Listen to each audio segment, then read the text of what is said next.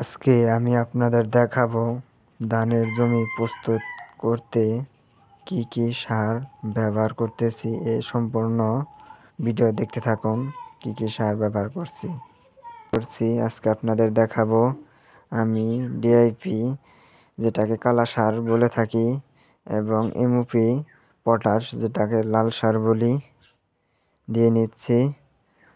তারপরে আমি মাজরা পোকার জন্য রিজেন্ট 20 দিয়ে নিচ্ছি। অটো গ্রুপের রিজেন্ট 20টা আমি দিচ্ছি 2 কেজি।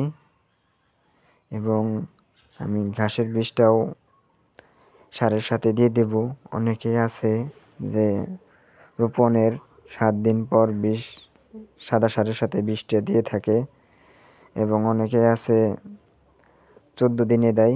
তো আমি বোনার আগেই কালা সারের সাথে লাল সারের সাথে মিশিয়ে দিয়ে থাকি। জিপসাম সার দেবো, এটা 10 কেজি।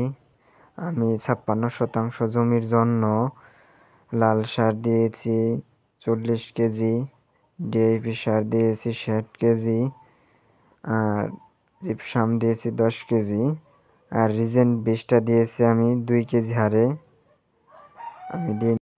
আমি জৈব সার দিতেছি 100 কেজি 56% জমির জন্য। এই জৈব সারের সাথে আমি ডাইকোডার্মা যে পাউডারটা আছে ওইটা দিয়ে দেব। এই ডাইকোডার্মা পাউডারটা হচ্ছে এক ধরনের অণুজীব, যা মাটির ক্ষতিকারক যে ভাইরাসগুলো আছে সম্পূর্ণ দমন করে।